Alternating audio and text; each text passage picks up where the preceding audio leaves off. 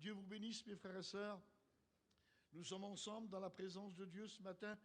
Et c'est vrai que c'est moi qui dois vous apporter le conseil de Dieu. Mais vous comprenez bien que c'est ensemble que nous faisons les choses. Moi, je suis simplement la voix de Dieu. Je voudrais l'être de tout mon cœur. Mais en réalité, nous avons tous prié Dieu pour qu'il nous parle ce matin. C'est lui le maître. C'est lui à qui tout appartient. C'est à lui l'Église. Vous appartenez à Dieu. Nous sommes son troupeau. Nous faisons partie de son pâturage. Que Dieu soit béni ce matin.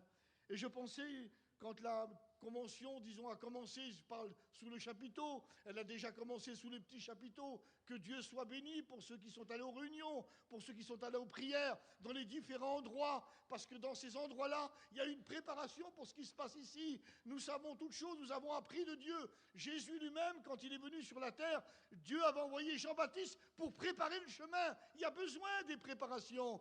Eh bien, que Dieu, par le Saint-Esprit, prépare nos cœurs ce matin. On a besoin d'écouter sa voix. C'est sa voix qui transforme toutes choses. Et d'un seul coup, j'écoutais donc la première réunion qui a été faite sous ce chapiteau, c'est hier quand Jimmy a prêché, et il nous a prêché sur le prince de la vie. Et que Dieu soit béni, qu'il est véritablement le prince de la vie.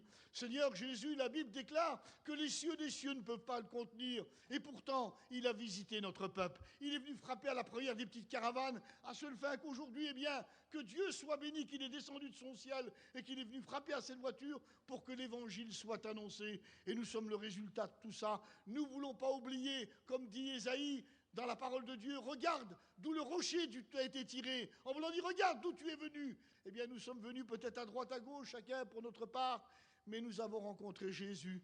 Et c'est ça le plus important. Le prince de la vie, ce n'est pas un qui l'a rencontré. Lorsqu'on est né de nouveau, Jésus a fait une rencontre personnelle avec nous. Et que Dieu soit béni pour ça. Alors je pensais, lui, il a prêché sur Jésus. Et moi, j'ai un message différent à vous annoncer ce matin. Ça fait quelque temps que ça tracasse mon cœur. Et puis, je vous le dis franc, c'est un peu particulier. Je voudrais vous prêcher sur le diable ce matin. C'est quand même particulier. Le diable ne peut rien nous apporter de bon. Le diable ne peut pas nous donner quelque chose de bon. Mais je voudrais vous dire une chose. Le diable, lui, il est marqué dans la Bible. Le diable, lui, on en parle dans la parole de Dieu. Et nous sommes appelés, nous tous les prédicateurs, à parler de ce qui est dans la parole de Dieu. Et le diable a une place importante dans la parole de Dieu. Alors, je regarde, et nous savons très bien, nous tous, nous le savons, je n'ai rien à vous apprendre ce matin, que c'est l'ennemi par excellence de Dieu. C'est l'ennemi. Alors, nous voulons parler de l'ennemi de Dieu ce matin. Et puis je regarde dans la parole de Dieu, lorsque je lis la première épître de Jean au chapitre 3, il est question qu'il est dit que le Fils de l'homme, Jésus, quand il est venu pour détruire, afin de détruire les œuvres du diable. Voilà la façon dont il est venu sur cette terre, le but précis, c'est de détruire les œuvres du diable. Vous avez remarqué, lorsqu'un docteur voit quelqu'un, eh bien, par exemple, il va faire une prise de sang, et s'il voit qu'il y a un microbe ou quelque chose, il ne cherche pas à lui donner une pommade, il ne cherche pas à lui donner un sirop, il faut détruire le microbe à la base, et comme ça, après, eh bien, tout ira mieux. Eh bien, Dieu a fait tout de suite, dès le départ. Il a voulu tout de suite. Il est venu pour détruire les œuvres du diable, Jésus. Annoncé d'avance, prophétiquement, Dieu lui-même a parlé. Genèse 3,15, il est dit que le Fils de l'homme, lui, en voulant dire par rapport à son Fils, il est dit qu'il lui écrasera la tête et son ennemi le blessera au talon. Prophétie, Dieu lui-même l'a annoncé. C'est lui qui a parlé dans le jardin d'Éden. Et je regarde tout ça, et 4000 ans plus tard se sont passés. La Bible nous déclare que c'est à Golgotha. Ça veut dire lieu du crâne. Comme si Dieu voulait rappeler à l'adversaire, tu te rappelles ce que je t'ai dit dans le jardin d'Éden? C'est le crâne, ta tête sera écrasée. Et la Bible nous déclare, Colossiens 2,15, que Dieu soit béni tout ça. Le Christ, la Bible nous dit, a dépouillé les dominations, les autorités et les a livrées en spectacle en triomphant d'elles par la croix. Le triomphe, mes amis, ce n'est pas simplement une victoire. Le triomphe, ça fait participer tout un ensemble. Et ce matin, il n'y en a aucun qui a été à Golgotha. Il n'y en a aucun qui a été témoin de ces choses. Mais ce matin, Seigneur, par la foi et en vérité, nous avons triomphé par Jésus-Christ. C'est lui qui nous a donné la victoire. Nous sommes des victorieux ce matin. Nous ne partons pas en perdant, nous partons en victorieux. Que ce nom soit béni ce matin. Et comme il est dit dans Actes 17, 31, Dieu a donné une preuve certaine à tout cela en ressuscitant Jésus d'entre les morts. Il est ressuscité. Et ce n'est pas à s'avancer en disant des choses bizarres. Il est ressuscité, ça veut dire il est vivant. Il est vivant. Et s'il est vivant, eh bien, il peut quelque chose pour nous ce matin. Et c'est pour ça qu'on ne se tourne pas vers quelqu'un, excusez-moi l'expression, quelqu'un qui n'est plus là, quelqu'un qui est mort, ce n'est pas une idole, c'est le Dieu vivant et vrai qui est au milieu de nous.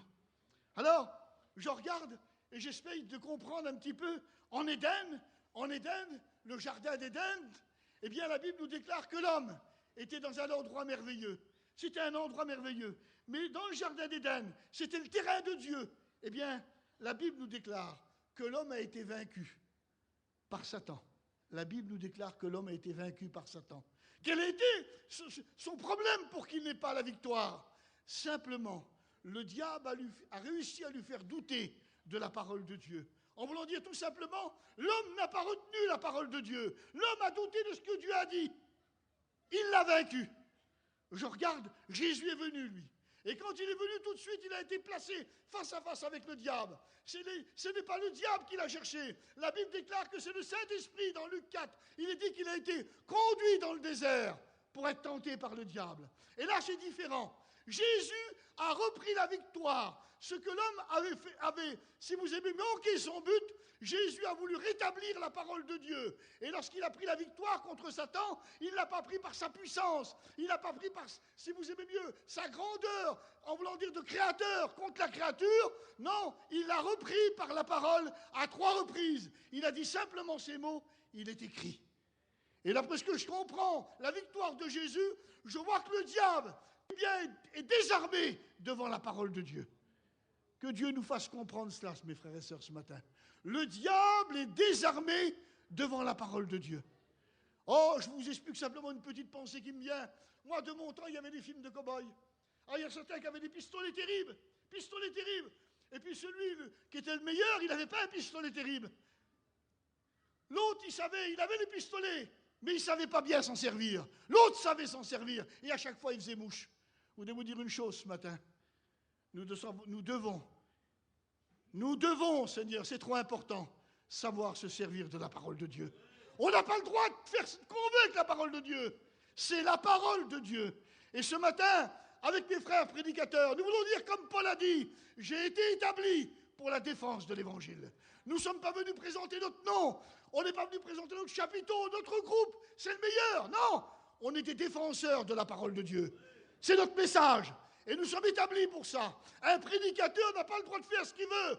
Il a été appelé par Dieu pour être un défenseur de l'Évangile. Je veux ce matin nous rappeler, à nous prédicateurs, l'ordre du Dieu suprême. C'est tellement important. Que Dieu soit béni pour ça. Alors, à la montagne de la tentation, le Christ est venu, lui, sur le terrain des hommes, sur le terrain du péché. Et là, il a repris la victoire. Il a redonné à la parole de Dieu toute sa puissance et sa grandeur. Mais il n'avait pas fini son travail. C'est à la croix qu'il l'a achevé. Et à la croix, il l'a terrassé, le diable. La Bible déclare qu'il l'a dépouillé. Parce que c'est marqué dans le livre de Luc, il est dit quand un homme fort vient et qu'il est bien armé, et il est question du diable. Alors là, il fait un carnage.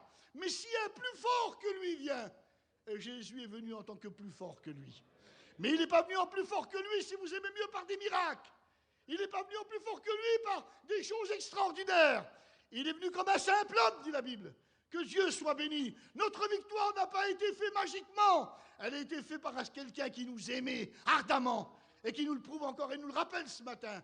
Il est venu sur la croix du Calvaire. Il n'était pas, si vous aimez mieux, comme quelqu'un qui découvre au fur et à mesure le plan de Dieu, pas du tout. Il disait souvent aux disciples, il dit, le Fils de l'homme doit être mis dans la main des pécheurs. Ils le crucifieront, ils le battront. Et il ressuscitera le 3e jour. Les disciples ne comprenaient pas. Ils savaient tout ce qui allait lui arriver. Il n'était pas un inconscient. Bien au contraire, c'est avec une pleine conscience. Quand il a répondu à Dieu dans Ésaïe 6, il a dit « Me voici, envoie-moi, Père, pour faire ta volonté. » Il était conscient de ce qu'il avait fait. Il était conscient de ce qu'il attendait. Mes frères, je suis toujours touché par ce verset de Jean 3,16. On a l'habitude de le dire, mais je voudrais vous rappeler ce matin, celui qui l'a dit, le texte de Jean 3,16, c'est Jésus lui-même qui l'a dit. Il a dit, Dieu a tant aimé le monde qu'il a donné son Fils, et c'était lui le Fils. Il savait dans les conditions qu'il allait le donner. Je voudrais ce matin m'arrêter devant son amour et sa grâce et comprendre quand il a dû dire ça. Il a dû penser à la suite de ce qui allait lui arriver. Mais il a dit, Dieu a tant aimé qu'il a donné son Fils. Mais il l'a fait pour un but, afin que quiconque croit en lui ne périsse point, mais qu'il ait la vie éternelle. Alors c'est ce qui lui a donné de la force, c'est ce qui lui a donné la force d'accomplir, parce qu'il savait, en réussissant cela, vous seriez là ce matin, et tant d'autres seraient là aussi. C'est par amour qu'il a fait ces choses, et j'ai besoin de savoir. Alors, c'est au prix de sa vie, au prix de son sang. Mon Dieu, combien je pense à l'apôtre Pierre lorsqu'il a dit « Vous n'avez pas été rachetés par de l'or ou de l'argent, mais par le sang précieux de Jésus. » Je voudrais vous le rappeler ce matin. Je ne vous le rappelle pas sentimentalement, mais je voudrais vous rappeler, si tu tiens debout ce matin, si hier tu as pris le pain, le vin, si ce matin tu peux être à la convention, c'est parce que le sang de Jésus a coulé à la croix du Calvaire. Quel que soit le nom de ta famille, quelles que soient tes capacités, quel que soit ce que tu possèdes, rien ne pouvait changer la situation. Il a fallu que lui qui donne sa vie pour toi, il nous a rachetés au prix de son sang. Et je pense, quand l'apôtre Pierre a dit ça, il ne l'a pas dit d'une façon voulant dire « j'ai bien parlé, j'ai bien expliqué ». Non, il devait sûrement le réaliser, parce que lui aussi était un pécheur qui avait été racheté par grâce. Ce matin, quand j'écoute la parole de Dieu, je ne veux pas écouter une prédication, je ne veux pas écouter un message ni un homme. Je veux écouter que Dieu nourrisse mon cœur, qu'il parle à ma vie. Je veux comprendre l'importance du sang de Jésus. Je veux être devant lui ce matin. Pas comme Marthe qui s'agite. Il y en a trop qui s'agitent. Je veux être comme Marie à ses pieds ce matin, à ce fait que lorsque Jésus aura fini de parler, il dira, tu vois, il a choisi la bonne part. Je veux choisir la bonne part ce matin. Je ne sais pas ce que tu es venu chercher à la convention, mais est-ce que tu es venu chercher la bonne part? Il n'y a que Dieu qui peut la donner. Il est présent au milieu de nous ce matin.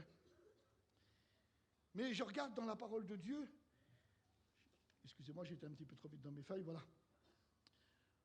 Paul déclare dans les Corinthiens, et c'est ma lecture ce matin, voilà ce qu'il dit dans les Corinthiens, 2 Corinthiens 2, 11. Je vois que Jésus, est-ce que vous êtes sûr que Jésus nous a donné la victoire sur le diable? Ah, je ne sens pas trop bien. Il semble que ce que je vous ai expliqué, ça n'a pas marché, comme on pourrait dire dans le monde. Et pourtant, est-ce que Jésus à la croix du Calvaire vous a donné la victoire? Seigneur Jésus, écoutez quand on parle. Je ne parle pas pour remplir le moment d'une heure. Je parle pour vous dire ce que Dieu dit dans sa parole. La Bible déclare que la foi vient de ce qu'on entend. Et ce qu'on entend vient de la parole de Christ. Je t'en supplie au nom du Seigneur ce matin, écoute Dieu parler. Tu verras, ça sera facile pour toi de répondre à lui quand il parle, parce que tu n'écouteras plus la voix d'un homme. Tu ne verras plus un homme devant toi. Tu verras que Dieu, il a un message pour toi. C'est tellement important, un message pour nous. Alors, Paul déclare, 2 Corinthiens 2, 11, et il donne un avertissement de ne pas laisser à Satan l'avantage sur nous, car nous n'ignorons pas ses desseins. Seigneur Jésus, ça me perturbe ça. On a la victoire, Golgotha, il a écrasé la tête, il a dépouillé les dominations, les autorités, puis d'un seul coup, 25 ans plus tard, l'apôtre Paul, lui, 25 ans après la croix, déclare que nous ne devons pas laisser à Satan l'avantage sur nous. Mais je ne comprends plus, Seigneur, il était terrassé à la croix. Puis je continue dans la parole de Dieu. Pierre, lui, nous savons dans les évangiles qu'il a eu des démêlés avec le diable. À un moment donné, il l'a réclamé pour le cribler comme du froment. Alors lui, 30 ans plus tard, il écrit dans sa première épître, il dit « Votre adversaire le diable rôde. » Ben, je ne comprends plus, Seigneur. Votre adversaire le diable. Il nous le colle à tous. Mais moi, je n'ai rien fait au diable. Mais moi, c'est l'ennemi de Dieu. Toi, Pierre, dans ton temps, il y a 2000 ans, il y a eu un problème. Mais moi, je suis tranquille, moi, je vis ma petite vie, moi. Et tu me dis, tu es en train de me balancer, si vous aimez mieux. Votre adversaire, le diable. Croyez-vous que l'apôtre Pierre s'est trompé? Croyez-vous qu'il exagère? Croyez-vous qu'il est un petit peu, si vous aimez, déséquilibré? Ou croyez-vous que toute écriture est inspirée de Dieu? Non, je crois ce matin. Je veux croire dans la parole. Vous savez, c'est une importance terrible de croire dans ce que dit la Bible. C'est tellement important. Et d'un seul coup, je continue.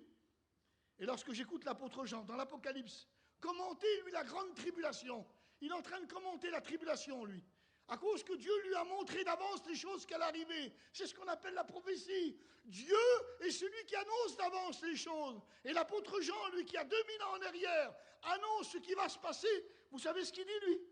Apocalypse 12, 9. Il fut précipité le dragon, le serpent ancien, appelé le diable et Satan, celui qui séduit toute la terre, il fut précipité sur la terre et ses anges furent précipités avec lui. Alors je réfléchis, Seigneur, le grand dragon. Mais un dragon, ça n'existe pas, mes bons frères et sœurs. C'est une idée mythologique. C'est une chose qu'ils ont faite comme ça. Je voudrais vous dire une chose. Le dragon n'existe pas.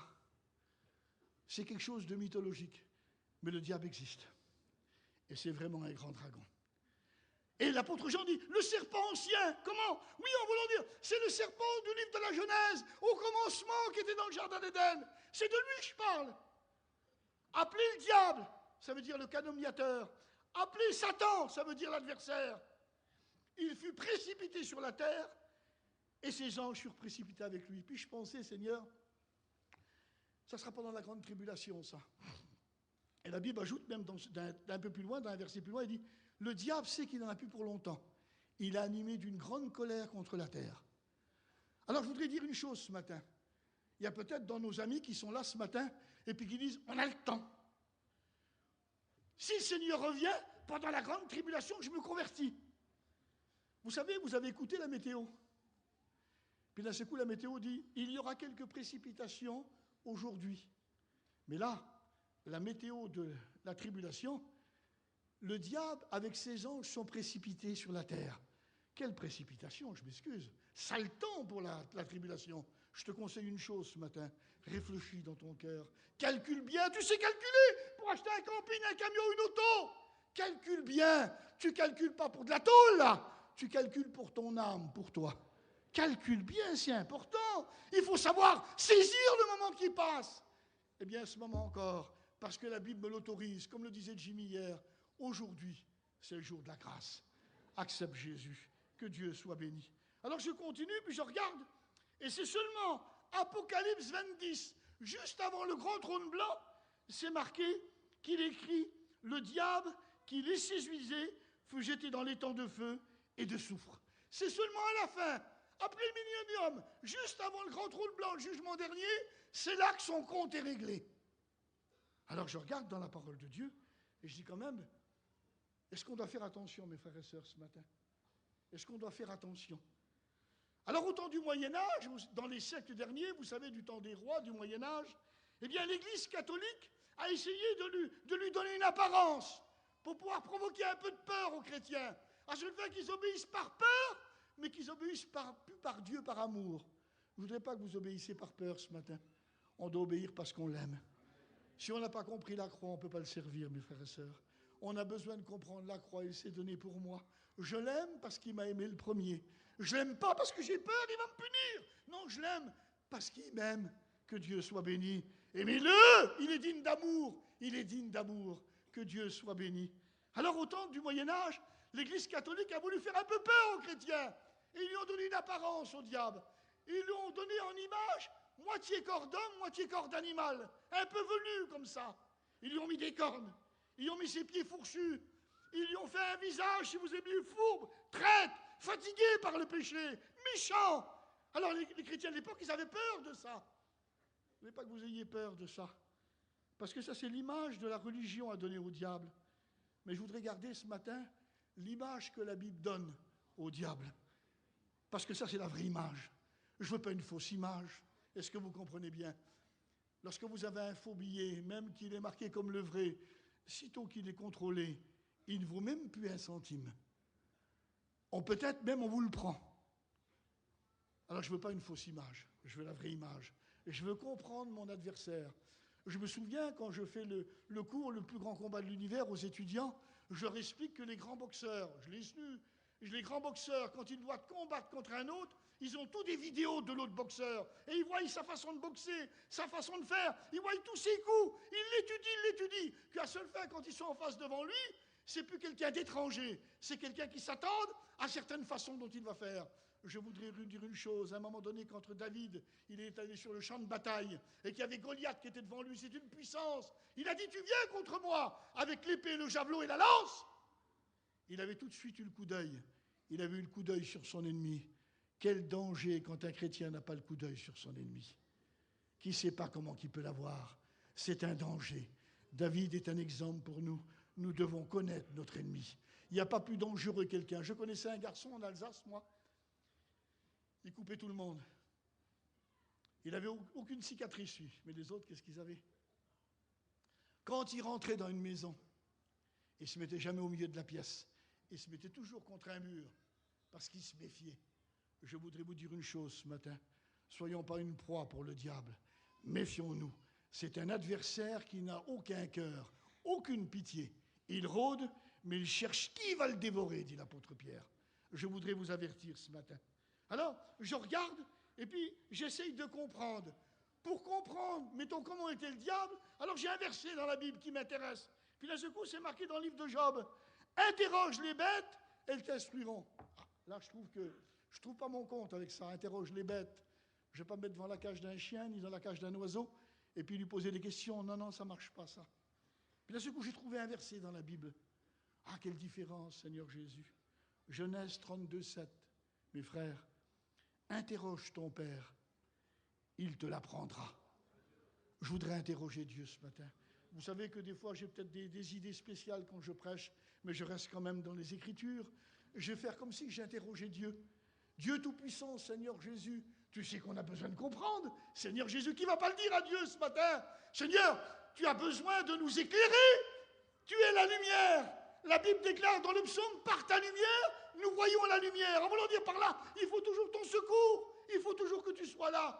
L'apôtre Paul, qui était un maître de la parole de Dieu, quand il a rencontré Jésus sur le chemin de Damas, à un moment donné, quand on a prié pour lui, des écailles ont tombé de ses yeux. Pourtant, c'était un maître dans son époque. Il connaissait tout sur le bout des doigts. Plusieurs langues il parlait. Mais il ne voyait pas que c'est son ennemi qui l'avait fait aller dans une situation comme ça. Il dit, j'ai agi par ignorance. Il ne comprenait rien. Je voudrais comprendre ce matin. Et je voudrais dire, Seigneur, Dieu Tout-Puissant, je crois à tout ce qui est écrit dans la Bible. Vous êtes d'accord avec moi ce matin? Je le crois, Seigneur Jésus. Et surtout, je m'adresse à de ceux qui viennent écouter les études. Ici, Seigneur, je pense que nous avons tous des étudiants de la Bible. On n'est pas des gens qui se laissent raconter n'importe quoi. Nous, c'est la parole de Dieu. C'est pour ça qu'on est tous là ce matin. Et que Dieu vous bénisse, que Dieu vous éclaire. Alors je dis, Seigneur, toute écriture est inspirée de Dieu. Seigneur, je crois dans les Écritures. Tu me le présentes. Là, c'est plus l'image de la religion, c'est toi qui me le présentes dans Ézéchiel 28. Tu nous décris dans Ézéchiel 28, tu dis que c'était un chérubin protecteur aux ailes déployées, en voulant dire quelqu'un qui avait une grande place dans le ciel. Une grande place dans le ciel. Qu'il était en Éden, le jardin de Dieu. En Éden, le jardin de Dieu. Ensuite, tu l'avais placé sur la montagne sainte de Dieu, en haut de la montagne sainte, en voulant dire c'était important. Je crois que c'est Ésaïe qui nous dit qu'il s'appelait Astre brillant, fils de l'aurore. Avec ces deux mots, on a fait une combinaison, parce que c'est son nom, ce que ça veut dire. Il s'est appelé Lucifer. Ça veut dire porteur de lumière. Mais nous, quand on prononce ce mot d'aujourd'hui, Lucifer, on va dire ça veut dire le diable. Mais dans ce temps-là, ça voulait dire astre brillant, fils de l'aurore. C'était glorieux. C'était un nom qui venait de Dieu. Ce n'était pas un nom qui venait des hommes. La Bible ajoute, écoutez les mots, je pense que nous n'avons même pas à discuter les mots, c'est tellement important. Tu dis dans ta parole, Seigneur, je m'adresse à toi ce matin, qu'il était plein de sagesse, parfait en beauté. Il est loin de ressembler au diable que nous l'a donné la religion. Il était parfait en beauté. Vous savez ce que ça veut dire, parfait en beauté? Il va même plus loin, le texte. Il mettait le sceau à la perfection. Seigneur Jésus. Alors là, ce coup-là, je ne vois plus quelqu'un de hideux, quelqu'un de méchant, mais je vois quelqu'un de beau. Je vois quelqu'un de merveilleux à la vue. On est loin de l'image de la religion. Puis là, ce coup, je pose une question à Dieu. Mais Seigneur, pourquoi tu l'as chassé du ciel? Puisqu'il a été chassé. Eh bien, Dieu dit, lis dans Ézéchiel, c'est marqué, parce que l'iniquité fut trouvée en lui, le péché. Puis Dieu dit, je ne pouvais pas le garder, parce que je ne pouvais pas garder le péché dans le ciel. Impossible, le ciel n'aurait plus été le ciel si je le gardais. J'étais obligé de le chasser du ciel. Et la preuve que le péché c'est contagieux, la preuve la plus vilaine des maladies, le péché est plus contagieux que ça, il a entraîné avec lui une multitude d'anges. Jésus est obligé de tous les chasser du ciel. Voilà pourquoi j'ai chassé du ciel. J'étais obligé de le chasser. Et de astre brillant, fils de l'aurore, il est devenu l'adversaire de Dieu, qui veut dire en hébreu Satan. C'est pour ça qu'on l'appelle Satan. Alors, je regarde et je continue, puis d'un seul coup, je vois tout de suite après, la Bible me permet de le dire, il est allé dans le jardin d'Éden. Et là, il y avait Adam et Ève. Et comme dit la parole de Dieu, c'est marqué dans 2 Corinthiens 11:3, le serpent séduisit Ève par sa ruse. Alors j'ai réfléchi un petit peu, le jardin d'Éden. La Bible déclare que Dieu avait fait une plantation extraordinaire. Il devait manger de tous les arbres et de tous les plantes du jardin. Alors, essayez d'aller avec moi dans l'imagination. Comment que ça devait sentir bon? Les fruits. Vous avez vu, des fois, vous achetez une fraise maintenant. Vous mordez dans quelque chose, mais vous ne savez pas si vous fermez les yeux, vous ne savez plus si c'est une fraise ou quoi, elle n'a plus le goût de la fraise. Vous sentez une rose. Vous avez vu les belles roses qu'il y a dans les magasins? C'est dur à avoir des roses qui sentent les roses. Ça n'existe plus tout ça. Mais dans le jardin d'Éden, tout était à l'état premier. L'homme n'avait encore rien touché, rien transformé, rien fait, aucune fumée, aucune usine. Tout était parfait. Alors je m'imagine dans ce jardin, quelle merveille. Tous des arbres. Je vois Adam et Ève partir. Tu l'as goûté celui-là? Non. Ah, quelle bonté. Et celui-là là-bas. Ah, Seigneur. Puis après, se reposer. Pas besoin de chaise, la fuma. Ça devait être une merveille pour se reposer à l'ombre des arbres. Ça devait être extraordinaire. Il n'y avait qu'un seul arbre qu'il n'avait pas le droit de toucher. Plein d'arbres. Un seul n'avait pas le droit de toucher. Et le diable avait joué avec ça.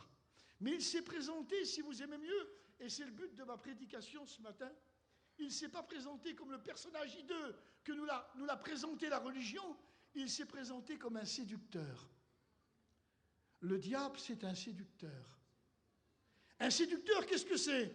Si je me tourne vers les sœurs ce matin, c'est quoi un séducteur? Vous avez vu, c'est le plus beau des artistes. Ensuite, quand il parle, il a une voix chaude, il a une voix qui est plaisante, elle est bonne sa voix, elle fait du bien. Juste quand il parle, c'est une belle voix, il a un bon thème de voix. Ensuite, quand il sourit, je n'ai pas besoin de vous dire les dents qu'il a. Je ne vous montrerai pas les miennes.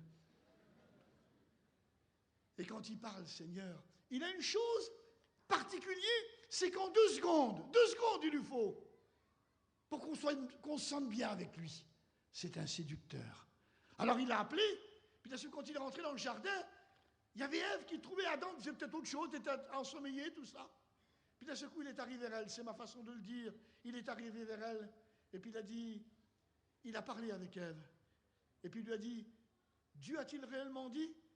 Puis Ève, elle a dit tout de suite la véritable phrase, non, non, non, Dieu a dit qu'on peut manger de tous les arbres du jardin, sauf celui-là. Puis d'un seul coup, comme c'est un séducteur, il a dit, Ève, ma bonne Ève, je t'en supplie, ma bonne fille, va pas si vite. Alors tout de suite, ça y est, tu t'emballes.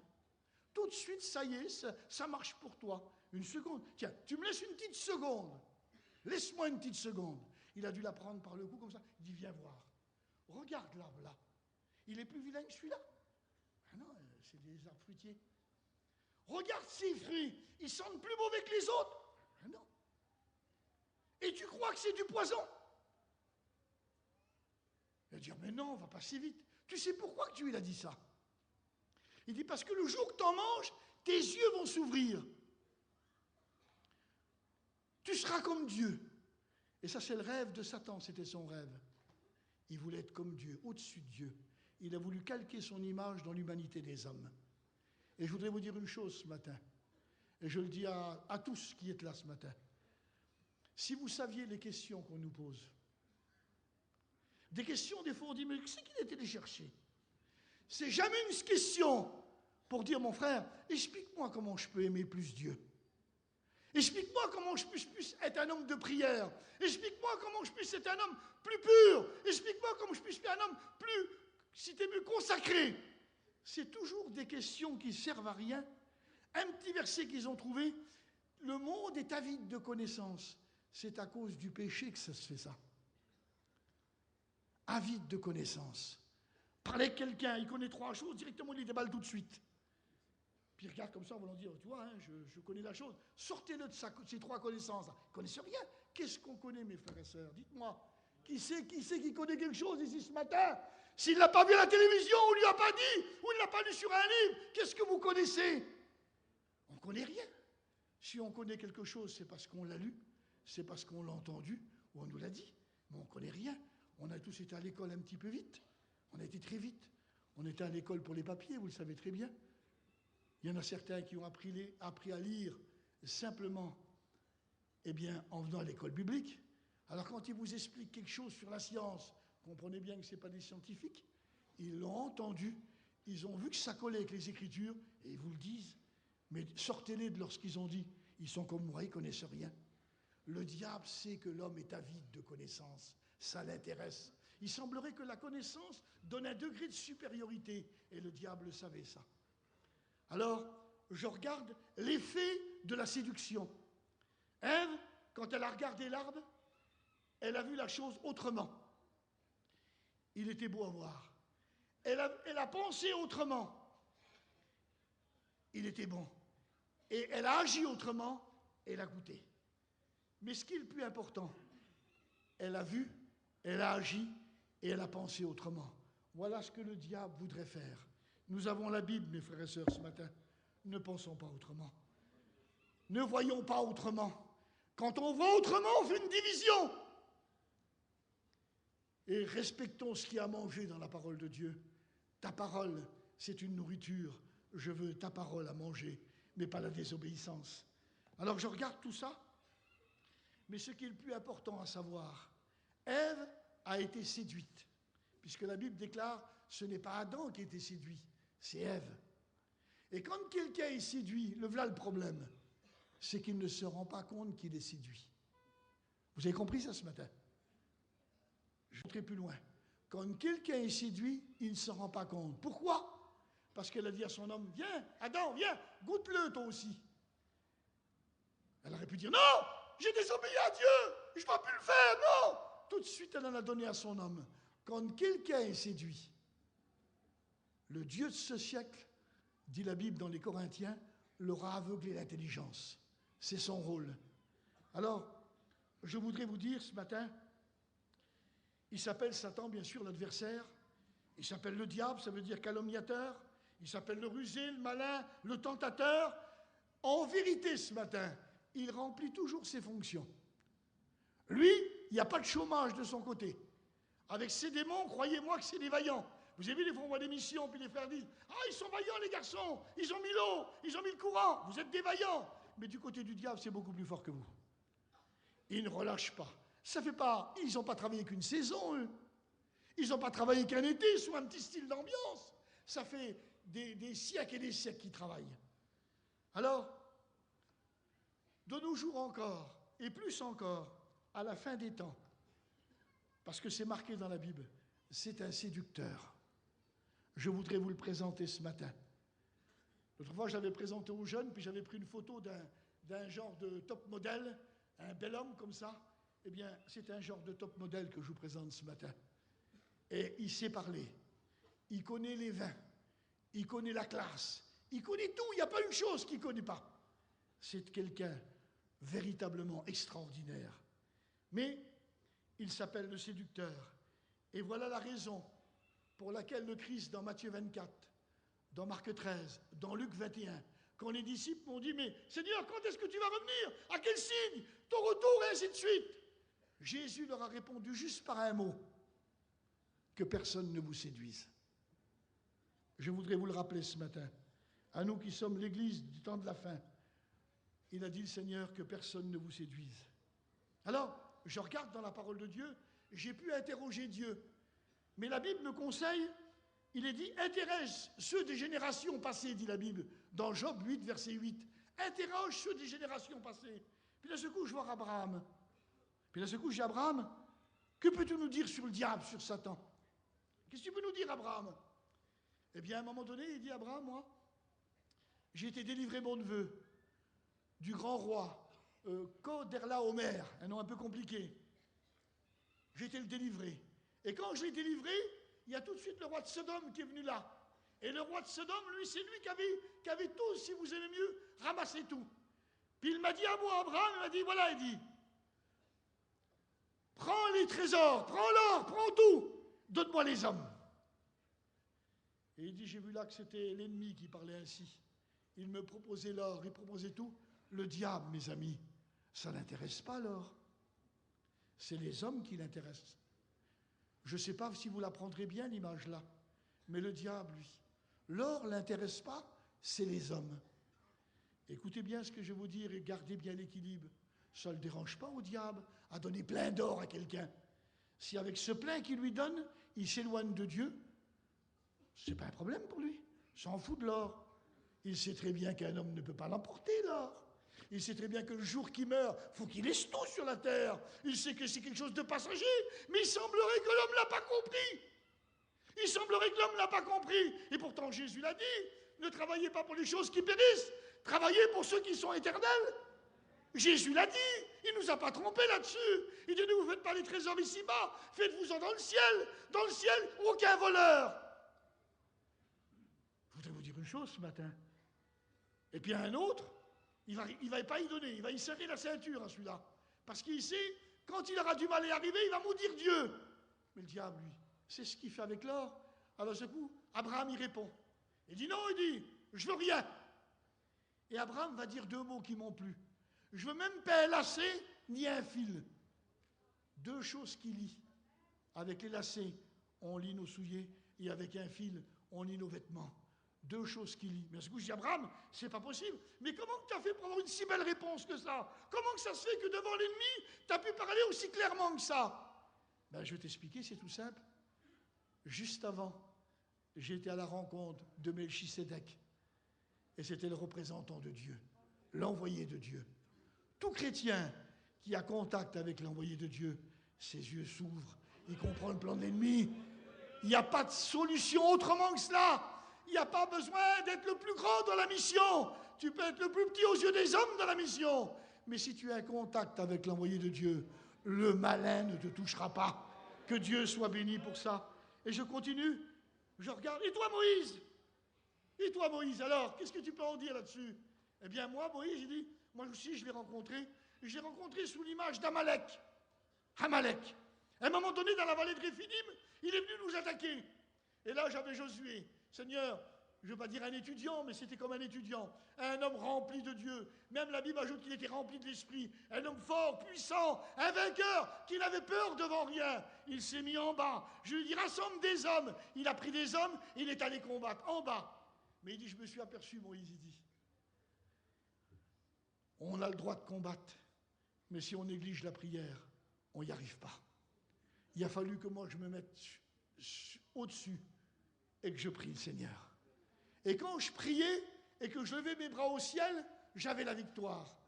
Mais mes frères, je vous le dis tout de suite, c'est dur de prier. C'est fatigant de prier. C'est dur de prier. La preuve, mes bons frères, est-ce que vous ne trouvez pas que la prière n'a pas disparu du milieu de nous? Vous avez vu dans nos cultes, je ne sais pas tous ce matin, combien c'est difficile à prier. Des fois, un matin, comme ça, lorsque les frères anciens apportent un message, c'est beau, c'est terrible. Sitôt qu'ils ont prié la fin de leur message, chouf, tout le monde s'en va. On n'a plus l'esprit de prière au milieu de nous. Il a disparu. Et Moïse disait, vous savez, mes frères, c'est glorieux que d'un seul coup les Christiens ont dit, il n'y a jamais eu tant de caravanes. Mais ce que nous voulons, mes frères, ce n'est pas le nombre de caravanes, c'est qu'il se passe quelque chose au milieu de nous. Je ne sais pas comment tu es venu avec ta caravane, tu as peut-être le plus beau convoi de la place. Mais si ton cœur, ça ne marche pas dans ton cœur, ce que tu as besoin ici, ce n'est pas qu'on dise « Oh, quelle belle caravane !» C'est que toi, tu viennes prendre des forces sous le chapiteau. Et c'est ce qu'on a besoin. Et Moïse nous dit « Mes frères, ne croyez pas que c'est le nombre qui fait quelque chose. Ce n'est pas l'argent qui fait les choses, c'est la prière. » Alors je voudrais vous rappeler ce matin, leçon Moïse, il faut toujours la prière. On a besoin. Il y a tellement de choses difficiles. Mes frères, je ne sais pas comment vous avez été, vous vu les choses, mais moi je me trouve au bout du terrain là-bas. Et c'est là-bas que se faisaient les démarrages. Mes frères, vous ne pouvez pas savoir ce qui se passe là-bas. Il y a des parents qui emmènent leurs enfants. Il y a des enfants de 10 ans qui sont tout seuls dans les démarrages. Les deux autres, ils sont dans les véhicules. Il y en a certains qui jettent les bouteilles de bière par le carreau. Il y en a qui sont, excusez-moi l'expression, drogués. Il y en a qui sont sous. Et ils font les démarrages. Et puis d'un seul coup, on a du mal à les voir. Et puis, quand il démarre, tout le monde s'enlève. Il n'y en a qu'un Justin qui a qu'à faire un petit coup de volant. La voiture fait un tonneau. Elle saute dans les campings, elle saute dans le monde. Il n'y aura pas simplement une personne, si vous aimez mieux, qui aura une jambe de cassée. Il peut y avoir plusieurs morts. On n'est pas maître. Excusez-moi, l'ennemi est en train de faire du trouble avec les démarrages. Je voudrais ce matin qu'on puisse prier le Seigneur. Ce n'est pas avec des barrières qu'on change le cœur de quelqu'un, c'est par la prière. J'ai appris encore une chose, ça m'a révolutionné. Mais je ne suis pas plus qu'un autre, je n'ai pas un meilleur cœur qu'un autre. Mais je dis, Seigneur, ce n'est pas possible. Il y a un camion ici qui est là pour ravitailler tous les drogués. Il vient vendre sa drogue au milieu de nous. Et puis on est là. Le diable s'infiltre de différentes façons. Nous ne voulons pas appeler ça, si vous aimez mieux, une autre formule de vie, une nouveauté de vie. On vit comme ça maintenant. Non, on est obligé de dire que c'est le diable qui s'infiltre au milieu de nous. Et nous avons besoin de prendre position, mes frères. Est-ce que vous le comprenez? Hier après-midi, il y a des prédicateurs qui se sont engagés pour empêcher la vente sur notre convention. Mes frères, vous comprenez que même si on le redit, je l'ai déjà dit, d'autres l'ont dit, vous comprenez, on ne cherche pas à faire une foire ici. On ne cherche pas. Il y en a peut-être qui sont venus et qui ont la démangeaison d'acheter quelque chose. Si tu aurais la même démangeaison pour être béni, mon Dieu que ça marcherait. Mon Dieu que ça marcherait. Il y en a qu'on ne peut pas les empêcher. Faut qu'ils aillent à ce marché. Faut qu'ils aillent acheter. Je voudrais vous dire une chose. Si on aurait la démangeaison de prier, il y aurait d'autres choses qui se passeraient dans notre mission. Je pense qu'on aurait besoin de prendre conscience dans cette matinée ensemble. Non, c'est tellement important. C'est tellement important. Alors, je voudrais vous rappeler ce matin, et je regardais comme ça, et je vais terminer avec ça, avec ce texte. Je vous lis le texte de 2 Corinthiens 11:3, et je vais terminer avec ça. C'est l'apôtre Paul qui parle, et comme je vous dis, je crois dans la parole de Dieu. J'espère que vous croyez dans la parole de Dieu. La Bible ne peut pas nous avertir faussement. La Bible ne nous fait pas peur, elle nous éclaire. C'est différent. Les hommes font peur. Ils vont crier, faire peur. Mais la Bible ne fait pas peur. La Bible, elle éclaire. Et bien d'un seul coup, je regarde dans la parole de Dieu. J'ai encore un personnage que je voudrais citer quand même, parce qu'il a son importance. Je ne l'ai pas marqué, mais je pense que c'est important. Je voudrais m'arrêter une seconde devant un personnage de la Bible. Puis d'un seul coup, arrive vers lui. Et toi, David, tu n'as rien à dire sur le diable? Si, j'ai à dire beaucoup sur le diable. Moi, le Dieu m'a appelé derrière mes troupeaux.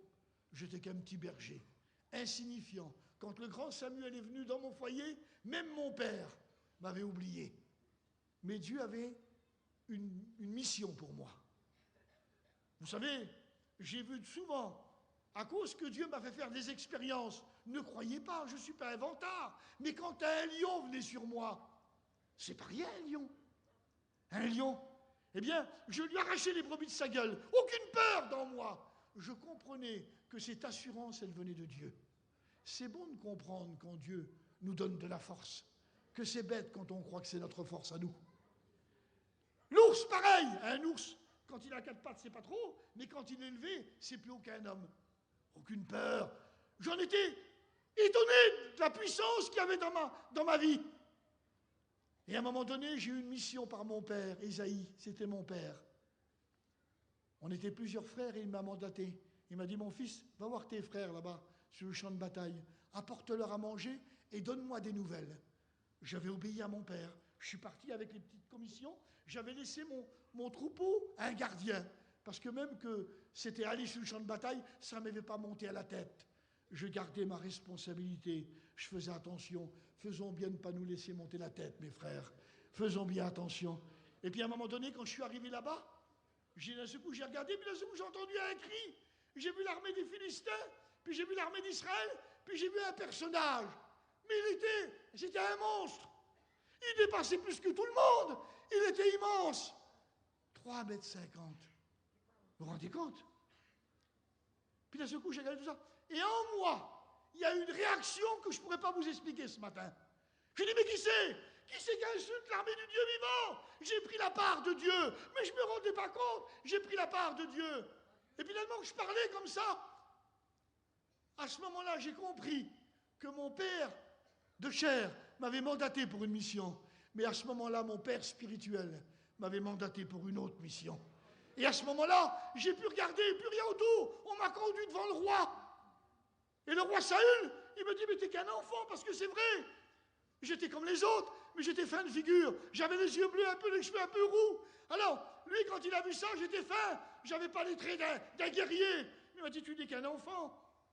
Puis d'un seul coup, j'ai commencé à lui expliquer mes expériences.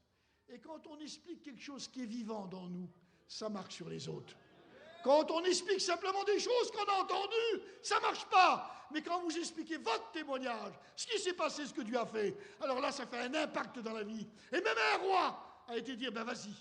Et quand je suis arrivé sur ce champ de bataille, ne croyez pas que j'ai eu peur. Pourtant, il y avait le droit d'avoir peur. La Bible dit, et c'est marqué dans la Bible, j'ai couru au-devant de lui. J'ai couru. Il était étonné. Et j'ai prophétisé. Il n'y avait que Dieu qui pouvait faire ça. J'ai dit, tu viens avec moi, avec la lance, le javelot et l'épée. Moi, il dit, je viens au nom de l'Éternel. Et il a ajouté, je te couperai la tête. Mais il n'avait qu'un van, et il n'avait que quelques pierres. Mais il avait prophétisé. Lorsqu'il a abattu le géant Goliath, il lui a coupé la tête avec l'épée de Goliath. Sa propre arme s'est retournée contre lui. Je voudrais vous dire une chose, quand on est fidèle avec Dieu, tous les plans que le diable dresse contre nous se retournent contre lui parce qu'on a le Dieu Tout-Puissant avec nous. Et c'est ce que nous avons besoin ce matin. David, que Dieu soit béni. David, il dit, et puis les échelons ont continué. J'ai été jusqu'à la royauté. Gloire à Dieu, j'étais roi. Vous vous rendez compte, j'étais roi. Moi, l'enfant de berger, j'étais un roi maintenant. Je claquais du doigt, tout le monde m'écoutait. Mais Dieu avait fait de moi un guerrier. Je m'adresse au frère prédicateur. Dieu avait fait de moi un guerrier. Dieu nous a établis pour la défense de l'Évangile. Mais à un moment donné, il y a eu, vous la connaissez tous, ma chute. Il y a eu un problème dans ma vie. Alors que Dieu m'avait établi guerrier, j'ai laissé partir mes hommes de guerre au combat. Je suis resté à Jérusalem. Les vacances ne vont pas pour un prédicateur. Le retrait en arrière ne va pas pour un prédicateur.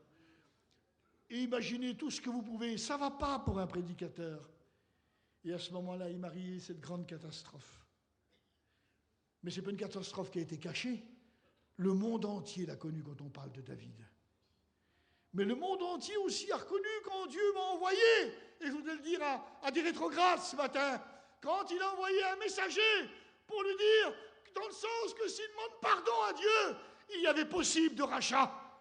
Je voudrais dire ce matin que dans le message de Dieu, il y a possibilité aux rétrogrades de revenir, parce qu'on a un Dieu qui rétablit, parce qu'à la croix du Calvaire, Dieu a vu bien sûr tous les pécheurs, mais il a vu aussi ceux qui ont succombé dans le chemin, et il dit comme au fils prodigue, le fils prodigue, quand il a dit « je me lèverai », c'est une décision qu'il faut prendre, c'est une décision. Je me lèverai, je lui dirai. Et quand il est arrivé, le Père était déjà venu avant. Mais comment ça peut-il se faire? Parce qu'il est impossible de se repentir si Dieu n'envoie pas le Saint-Esprit. Le Père savait, le Saint-Esprit avait été, il avait fait son travail, il l'avait emmené dans l'endroit où il y avait les cochons. Il était tout sale, impur. Et quand il est venu devant son Père, le Père l'a pris par le cou. Jésus posait ses mains sur les lépreux. C'était répugnant, un lépreux. Je voudrais vous dire une chose, Dieu aime le pécheur. Dieu aime le pécheur. Et à un moment donné, Dieu n'a pas pu faire autrement. Il y a une chose qu'il ne supportait pas. Une chose qu'il ne supportait pas.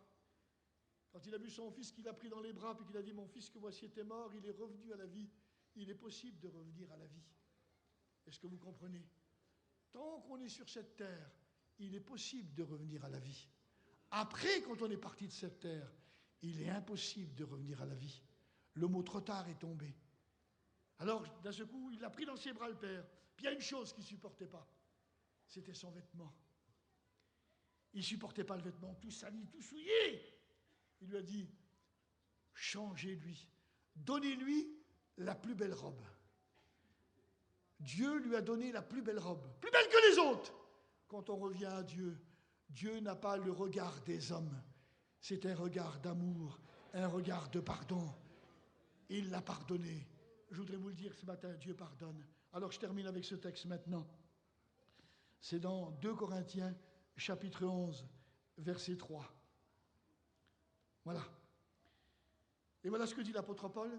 Il dit toutefois, De même que le serpent séduisit Ève par sa ruse. Je crains que vos pensées ne se corrompent et ne se détournent de la simplicité. Et le texte véritable, c'est qui est en Christ, la simplicité. Et puis il continue, puis c'est choquant. Car si quelqu'un vous prêche un autre Jésus que nous avons prêché, ou si vous recevez un autre esprit que celui que vous avez reçu, ou un autre évangile que celui que vous avez embrassé, vous le supportez fort bien. Je voudrais vous dire une chose ce matin, et je le crois fermement de mon cœur, que des frères viennent me trouver après, puis me fassent changer de pensée, mais je crois que nous sommes dans les temps de la fin. Et dans les temps de la fin, le Seigneur a donné des avertissements. Et je n'ai pas le droit de dire, mais non. Je dois dire oui, amen, à ce qui est marqué dans la parole de Dieu. Je dois le dire, il n'y a pas à se forcer. Quand on lit les Écritures, on comprend les Écritures. On prie Dieu pour qu'il nous éclaire. Dieu n'est pas un trompeur. C'est l'ennemi qui s'appelle le trompeur. Dieu s'appelle la vérité. Non, je veux garder l'esprit de vérité. Il dit, un autre évangile, un autre Seigneur, un autre esprit. Alors je regarde. On aime bien, mettons mes frères, que Jésus, l'évangile, on aime bien. Que Dieu veut nous bénir, Dieu veut te guérir, je t'aime. Mais on ne veut pas, quand Jésus dit, si quelqu'un veut venir après moi, qu'il renonce à lui-même et qu'il se charge de sa croix et qu'il me suive. Mais non, Seigneur, c'était du temps de la Bible, ça. Ils étaient arriérés à l'époque. Mais regarde-nous maintenant. Imagine-toi, je me promène avec une croix.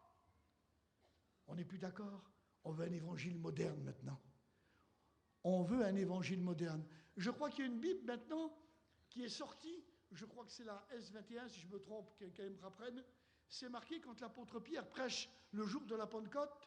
Alors normalement, dans nos Bibles, depuis le temps que la Bible existe, les mots sont marqués. Comme frères, que ferons-nous? Parce que le but de la parole de Dieu, c'est de nous interpeller à l'intérieur. Elle doit produire quelque chose, la parole de Dieu.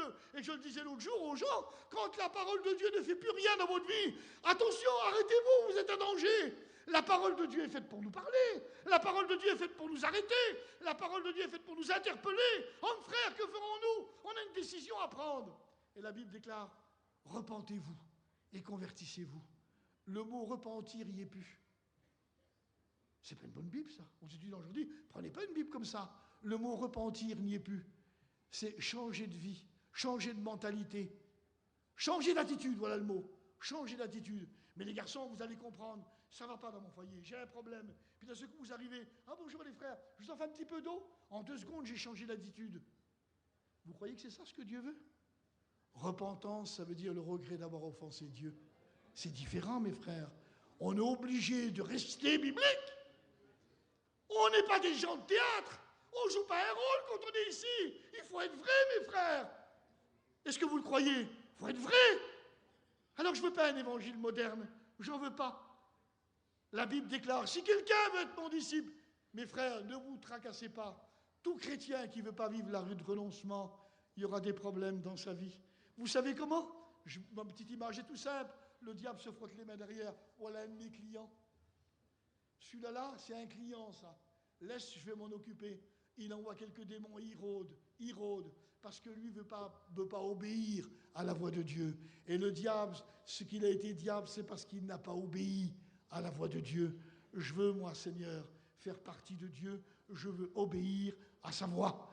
Je veux obéir, c'est trop important. Jésus a dit, c'est merveilleux, il a dit, si ton œil est en bon état, tout ton corps sera éclairé. Mais le vrai texte, ce n'est pas si ton œil est en bon état, c'est si ton œil est simple. Simplicité qui est en Jésus-Christ. Si ton œil est simple. Je ne veux pas un œil qui regarde mes frères et qui les juge. J'en veux pas de cet œil-là. Je veux un œil qui aide mes frères. Je veux un œil que quand il regarde mon frère, je veux pas être comme les disciples qui disent, il est malade? C'est son père ou sa mère qui a péché. Je ne veux pas avoir cet œil-là. Je veux avoir l'œil du Seigneur. Chaque malade qui s'approchait de lui, il était ému de compassion. Je ne vous triche pas, j'ai encore du chemin à faire, mais je veux garder ces vérités. Jésus a dit, si ton œil est en bon état, tout ton corps sera éclairé. Mes frères prédicateurs, combien que ça nous regarde cela? Je me mets dans l'eau, Seigneur, j'en ai besoin ce matin comment voulez-vous qu'on dirige les autres si mon œil n'est pas en bon état, s'il n'est pas simple? Comment je vais les emmener? Non, ce matin, je comprends qu'il me faut la parole de Dieu, pas un nouveau Jésus, le Jésus de la Bible. Je ne veux pas un Jésus moderne. Je ne veux pas un Jésus dont il dit, mais oui, mais dans le temps-là, c'était comme ça. Il y en a certains que quand ils parlent de la Bible, mais ils disent, ça c'était pour les Corinthiens, ça c'était pour ceux de Galates, ça c'était pour les Philippiens. Mais non, mes frères et sœurs, la Bible, elle est mondiale, elle n'arrête pas la génération. Elle est de tout temps. Est-ce que vous comprenez ce matin? Ce que Dieu condamnait du temps des apôtres, il le condamne encore aujourd'hui. J'ai toujours été étonné de l'histoire d'Ananias et Saphira. Je vous la répète encore ce matin. C'était le commencement de la Bible, de l'Église. Le commencement de l'Église. La grâce venait de prendre place. Les apôtres étaient remplis de Dieu. Les miracles se faisaient.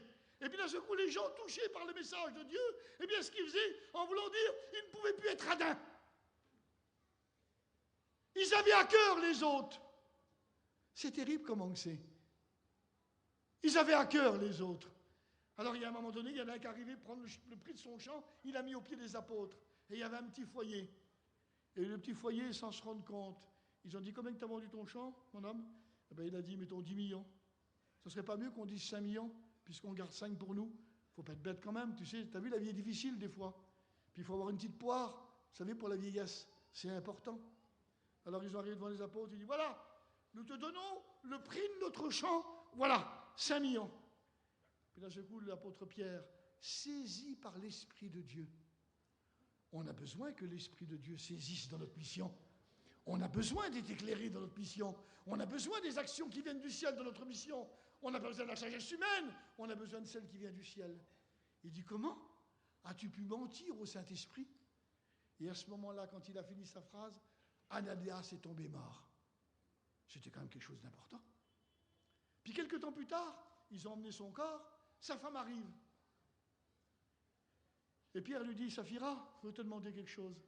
C'est bien 5 millions que vous avez vendu le... Ah oui, pas de problème, 5 millions, ça c'est ce qu'on l'a vendu. Comment peux-tu mentir au Saint-Esprit? De même que les hommes qui ont emmené ton homme, ils t'emmèneront à toi, ils tomberaient de mort. Je vous pose une question ce matin. Est-ce qu'il y en a encore des chrétiens qui trichent avec l'argent aujourd'hui? Ça existe encore? Mais comment ça se fait qu'il n'y a plus de mort? Parce que du temps du Seigneur, vous allez comprendre. Il n'y a qu'à avoir un mort aujourd'hui en pleine convention, là, qui tomberait de mort. Ils veulent savoir tout l'état, ce qui s'est fait. Il y a une commission d'enquête et tout. On veut savoir pourquoi il est mort. Les temps ont changé. Mais je voudrais vous dire une chose ce matin. Dieu n'a pas changé. Est-ce que vous comprenez ça? Et à un moment donné, quand il a dit, le Seigneur, il a dit, c'est l'ennemi, il a semé l'ivraie dans ton champ. Tu veux qu'on l'arrache? Non, non. On réglera tout problème à la fin. Vous voyez ce que ça veut dire, ça? On réglera tout problème à la fin. Je ne veux pas, moi, que mes problèmes se règlent à la fin. Je veux les régler avant avec Jésus. Je ne veux pas partir sur une mauvaise note, parce que vous allez comprendre. Dans le monde, on peut avoir une place, retirer de l'autre place, repris une autre place, mais quand on a perdu sa place dans le ciel, où c'est que vous allez après? Je veux la garder, ma place dans le ciel. Elle est trop importante. Alors il dit, un autre esprit. Et de nos jours d'aujourd'hui, j'ai reçu un message sur mon téléphone l'autre jour. Mais vous ne pouvez pas croire, et puis je ne suis pas le seul sûrement, un message d'avertissement de la part de Jésus. Et il disait, le Seigneur Jésus a dit que celui qui enverrait cette information, il lui donnerait une place dans le paradis. Mais vous ne pouvez pas le croire. Des choses qui n'ont même plus de sens. Ça n'a même plus rapport avec la parole de Dieu. C'est au gré de leurs pensées. Je voudrais vous dire une chose ce matin. Quand nous sommes réunis, Dieu se sert des dons spirituels et on en a tellement besoin. Elles servent pour l'édification du corps de Christ, dit la Bible. Mais je voudrais vous dire une chose ce matin. On n'a pas besoin de petites prophéties nettes. Je vous aime, je vais vous bénir, je reviens, je suis là, je suis ici, je vais te bénir. On n'en a pas besoin de ça. On a besoin que Dieu nous parle. On a besoin des mots de Dieu importants. Dans le monde d'aujourd'hui, le monde prophétique, tout le monde est intéressé par le bizarre. Apportez du bizarre, vous allez voir. Apportez du bizarre. Le monde aime le bizarre. Mais dans le message de Dieu, on aime la vérité et la parole de Dieu. On ne veut pas se laisser emporter n'importe partout des choses. On en a trop besoin. Et je termine parce que il est en train, si vous aimez mieux, de mettre sur notre peuple. C'est un séducteur. Il trompe les chrétiens et les chrétiennes par des faux raisonnements. Je voudrais vous dire une chose ce matin. Par un autre évangile. Nous ne voulons pas un évangile de croisière, mes amis. On ne veut pas un évangile de détente, mes amis. On ne veut pas un évangile de loisir, mes amis. On veut le vrai évangile. Le vrai évangile. Mais c'est quoi le vrai évangile? Jésus qui rentre dans la synagogue de Nazareth. L'Esprit de Dieu est sur moi parce qu'il m'a oint pour annoncer une bonne nouvelle. C'est quoi la bonne nouvelle, Seigneur? Eh bien, guérir les cœurs brisés, renvoyer libres les opprimés, eh bien, redonner des forces à ceux qui n'ont pas. Vous connaissez le texte. Le voilà le vrai évangile. Mais je voudrais vous dire une chose, mes frères. Pour pouvoir apporter l'évangile, eh bien, il faut aller. Pour apporter l'évangile, il faut des fois se baisser. Il nous l'a montré. Le sacrificateur, il a passé outre. Le lévite, il a changé de chemin. Mais le samaritain, il s'est penché. Il est allé, il l'a pris dans ses bras, il l'a mis sur sa monture, il a sorti des soupes, il a dit, tiens, mes frères, nous avons reçu l'évangile gratuitement, mais ça coûte de faire la volonté de Dieu. Alors j'invite ce matin, je ne vais pas me laisser berner par l'ennemi. Il y a trop de choses qui se passent maintenant. Je ne voudrais pas que l'évangile change. Je ne voudrais pas que le milieu prophétique change. Je ne voudrais pas que Jésus ait un autre visage pour moi. Je veux garder le visage que me présente la Bible. Et je sais que celui qui veut me faire du mal, je garde son visage. Je sais comment qu'il est et je m'en méfie. Moi, je suis le prince de la vie. Il est au milieu de nous ce matin. On prie le Seigneur. Dieu soit béni. Que ton nom soit béni ce matin. Mon Dieu règne en maître parmi ton peuple. Nous voulons pas